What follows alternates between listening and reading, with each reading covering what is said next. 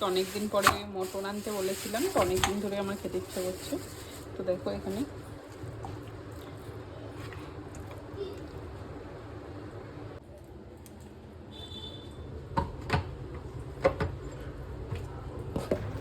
তো তারপরে দেখো এখানে আমি সব মশলাটাকে রেডি করে পেস্ট করে নিয়েছিলাম। মাংসটাকে একটু আধা ঘন্টা মতো ম্যারিনেট করে রেখেছিলাম। তো এখানে যেমন সবাই মশলা দেয়, জিরের গুঁড়ো, ধনের গুঁড়ো, হলুদ, লবণ, আমি সব কিছু দিয়ে মাংসটাকে একটু মেখে রেখেছিলাম। মটন খেতে আমার খুব ভালো লাগে, আমার ফেভারিট সব থেকে মটন আর পোলাও। তো অনেক দিন ধরে খেতে ইচ্ছা হচ্ছিলো, তো আমি ওকে বলেছিলাম, তো কালকে রাত্রে নিয়ে এসেছিলো। তো দেখো এখানে আমি একেবারে তেল দিয়েও মাংসটাকে ম্যারিনেট করেছিলাম, পরেও তেল দিয়েছিলাম কিন্তু অল্প। তো দেখো এখানে আমি সুন্দর করে মাংসটাকে মাখিয়ে রাখছি, ম্যারিনেট করে রাখছি। ম্যারিনেট করে রাখলে মাংসটা একটু জলদি জলদি হয় আর খেতেও একটু বেশি টেস্টি হয়, আমি দেখেছি। তো কারা কারা ম্যারিনেট করে রাখো, অনেকে করে না, যেমন আমাদের বাড়িতে ম্যারিনেট করে না, খুব মানে এমনি ডাইরেক্ট করে।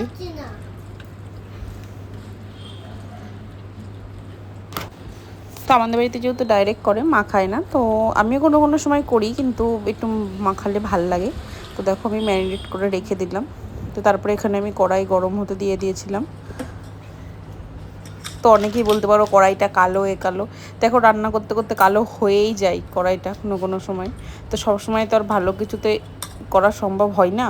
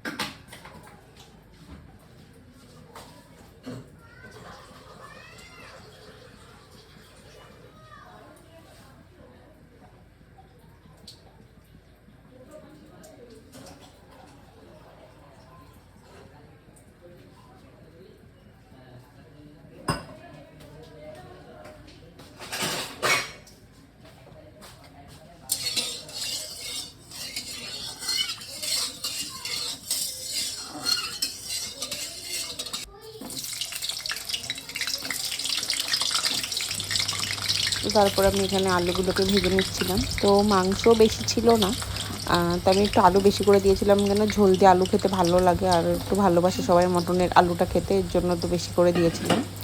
দেখো আলুটাকে আমি ভেজে নিচ্ছি, একটু লবণ, একটু হলুদ আর অল্প একটু চিনি দিয়েছিলাম।